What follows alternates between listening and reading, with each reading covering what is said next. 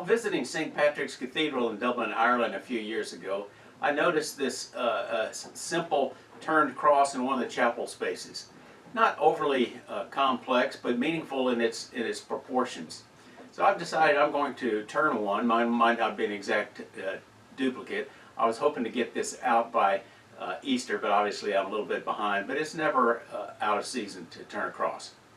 Today I'm going to be using mahogany. It cuts cleanly. It's very stable. I have a supply of it on hand, and it finishes beautifully. It's going to have a long vertical spindle, approximately 1 1/4 inches square by 8 3/4 inches long. It's going to have a short vertical piece that's again a little bit wider, 1 1/2 inch, to accommodate the ball, which is a little wider than the top. It's going to be about 5 5/8 inch long. It's going to have a cross piece. It's going to have 2 cross pieces, but I'm going to turn them out of one piece of wood, and that blank is 1 1/4 by 1 1/4 by about 9 1/2 inches long. So I'm going to turn 2 pieces and then part it in the middle because I think that's a little bit faster. Then it's going to have a base to sit on that's going to be about 4 1/2 inches square, and it's about 1 5/8 inch thick. So we're going to start with a short vertical that's going to have the ball on it. I just found this was easier to turn this as part of this. The pros and cons: it's a little harder to get the ball as a perfect sphere, turning it as a long piece. But on the other hand, this makes drilling a whole lot easier. So let's turn it around. We're going to put a tenon on it, and then we'll start shaping it.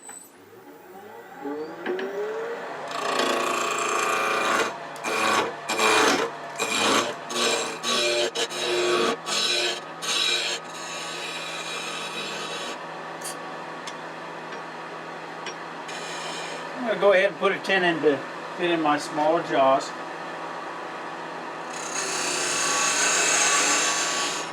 Now let's finish getting it nice and smooth.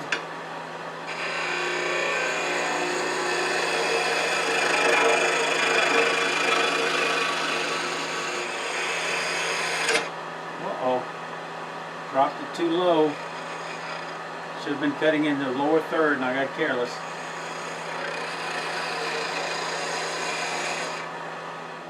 Gouge out a little wood, but it's not going to make any difference based on this shape because that wood's going to come away there.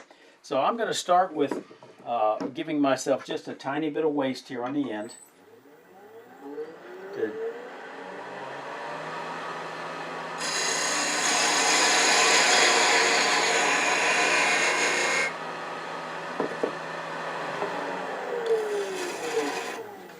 That's close enough. 3.375. Go from there. Okay, now just to kind of mark that, I'm going to make a tiny little V cut there. Once in the middle, angle it in from both sides. Now let's get this down. This is going to be only 1 1/8 inch, so I need to make that adjustment. Come down about 1/4 inch, so I'm going to again go back to my beating and parting tool.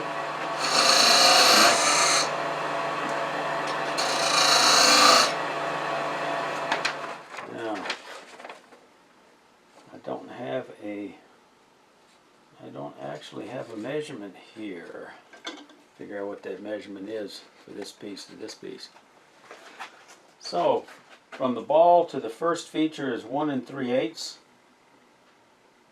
And then 2 inches from here to the end. So all I've got to do is mark that 1 3/8. And this one I need to make sure I don't read anything into it. Okay. So now I'm going to take this down. Actually, the middle of this is, I'm going to bring it down to 1 inch. This diameter is 1 1/8. This diameter is 1 inch. So let's go ahead and set that inch and take it down, and then I'll remeasure that line. Use an 1/8 inch parting tool.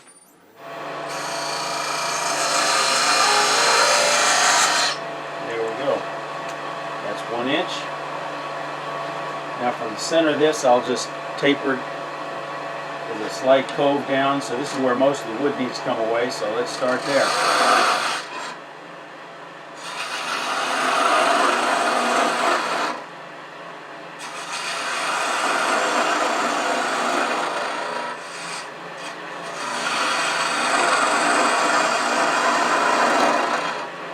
Blend these two right here.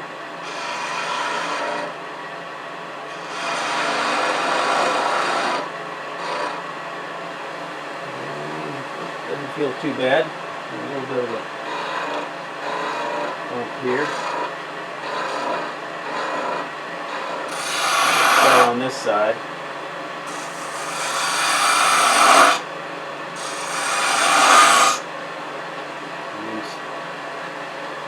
Need to bring this edge back a little bit because this is going to be about 1/4 of an inch slope starting from the end here. So this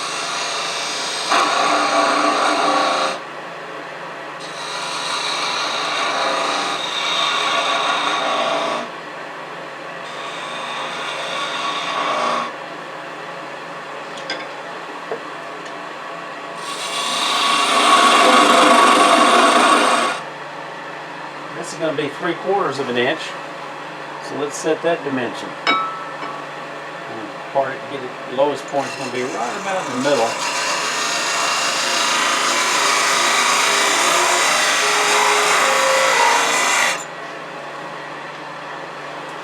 Now I can bring it down and meet it right there.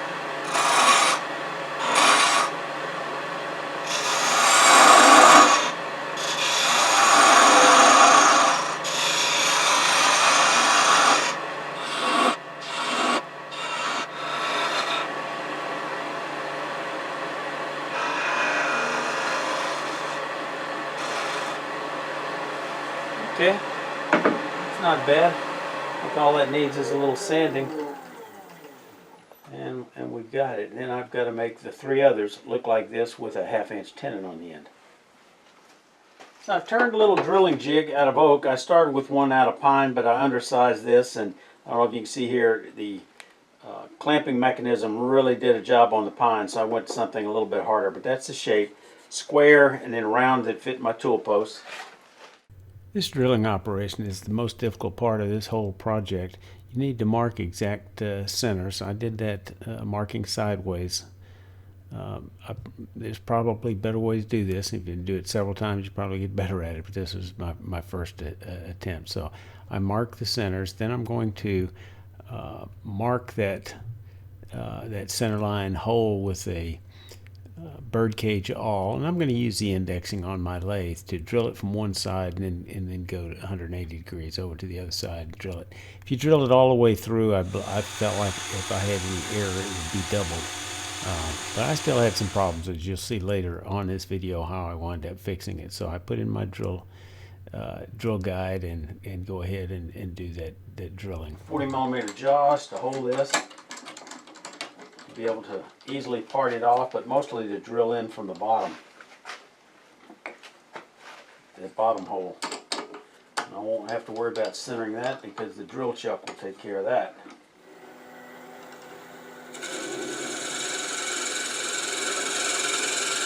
Drill in at least a 1/2 inch. There we are. It met in the middle. Sand the end here just a little bit. Alright, now I'm going to part this off with a slightly rounded area, and I'll sand all 4 of these, the ends of these at the same time near the end of the project. I've just got to part it off. Speed up a little bit.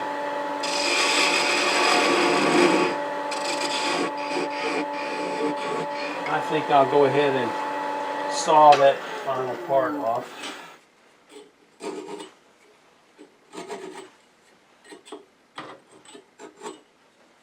And there we go. That's the most complicated turning of the piece, I believe. Next, I mark centers and mount the cross piece. It's going to turn both arms at the same time, and I quickly turn it to round spindle roughing out skew, and I check with this homemade gauge to rough check the dimension. While it may be overkill, I'm going to go ahead and put a tenon on one end to hold it in chuck. I think that may reduce some of the vibration when I get down to the skinny parts and make it easier when I get ready to part it off.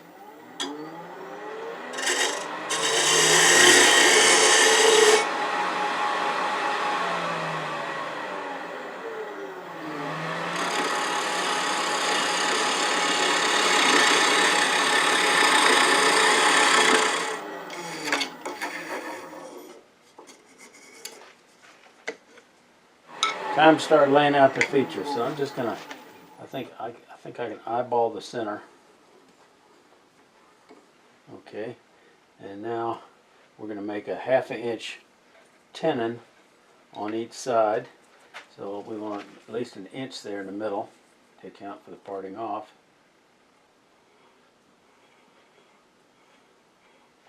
And then from this one, we'll come out 1 3/8 inches. Okay, so I'm going to take this down because this is going to be the end, so let's go ahead and do that. We're going to do that with a beading parting tool.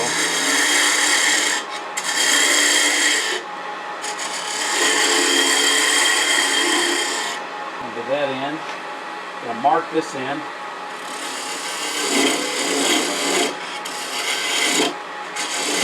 So I'll have more than a line for reference. And I'm going to do this up the middle. And this is 1 1/8. This is going to be a 1 inch, so let's go ahead and get it down to 1 inch. So let's do that with parting tool, which is also used for dimensioning. Get my other calipers. Slipped on me. Tighten it up a little bit.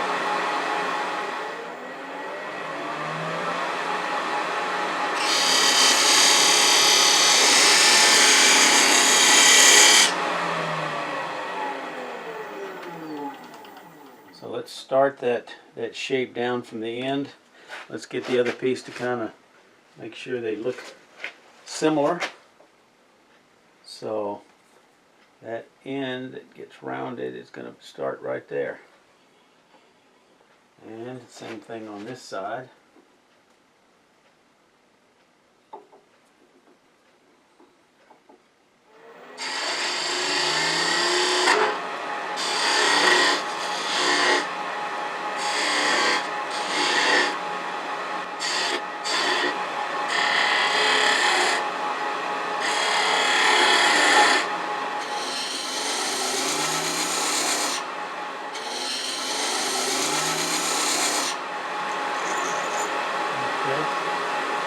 Sure I got the same issue here.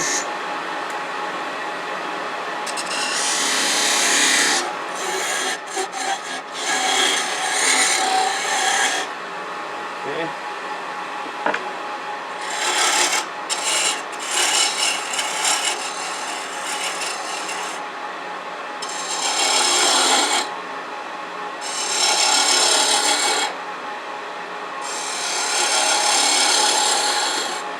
Now, got the key dimensions. It's just a matter of joining them. I'm going to switch back to the 3/8 inch spindle gouge. Going to come down from this side, down from this side.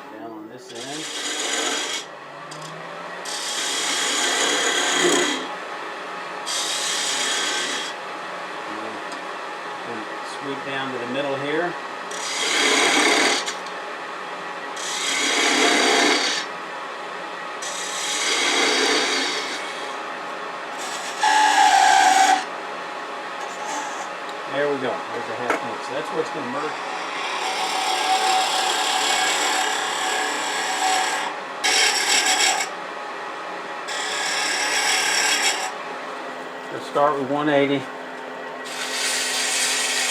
Slow the speed down a little bit. And I fine tune the ends a little bit before I part it off with a saw.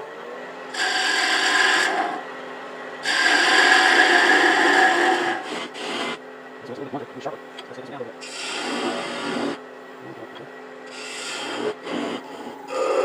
make a little V cut here. Make it easier to.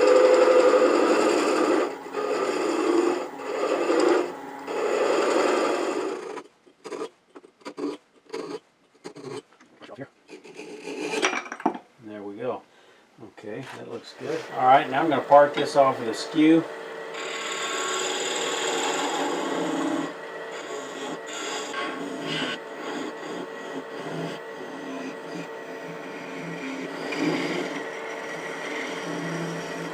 Okay, there we go.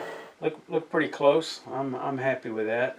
This one I'm going to cut off with a saw, so let's do that. Still got to sand off these ends on a mandrel on the lathe, but I think I'm happy with the appearance of that. Okay, now we're going to do the base spindle, and again we're going to just turn it round.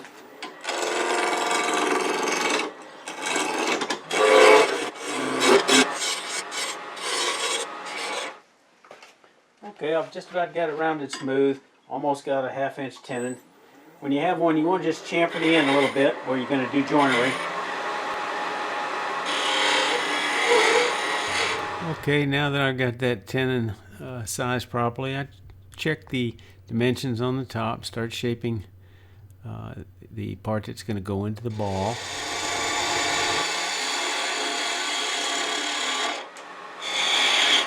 So I just continue with the 3/8 inch spindle gouge, make those cuts, try to make them nice and crisp corners. Take the paper down. So at the very bottom I'm going to head down in the other direction, so I'm going to go ahead and do that.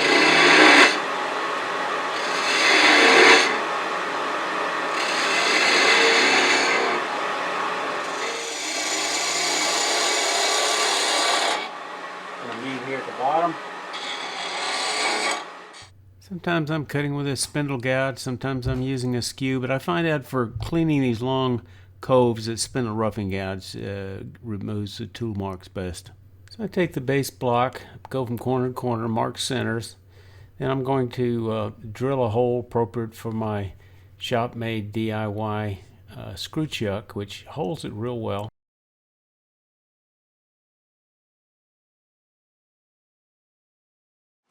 So I take my homemade screw chuck. I'm using a faceplate ring for that. Put it on there, tighten it up. It's going to be the top, this is going to be the bottom. Let's go ahead and get it round. Let's use a bowl gouge for that. I could have cut this round with a bandsaw, but frankly this worked very fast. It was faster than cutting on a bandsaw.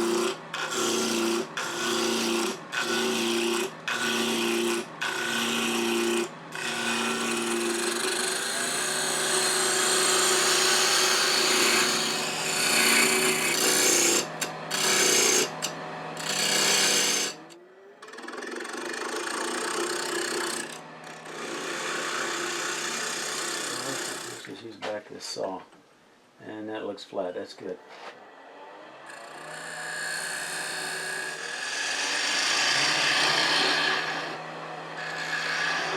Use a skew to make that recess. Come in here. It'll be a dovetail. Doesn't need to be too deep. No, not much bigger than a 1/16 of an inch, almost an inch. Screw chuck first.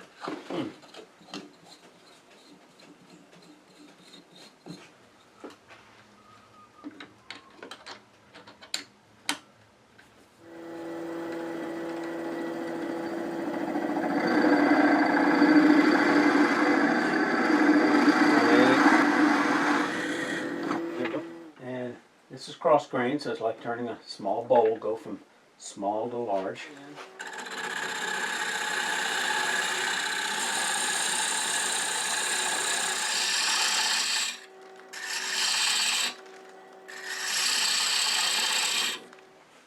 And I'm going to make an OG.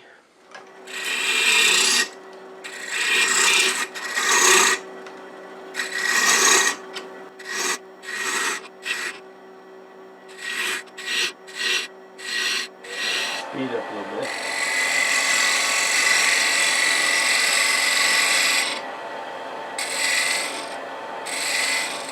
Soften that. Yeah, that's covered.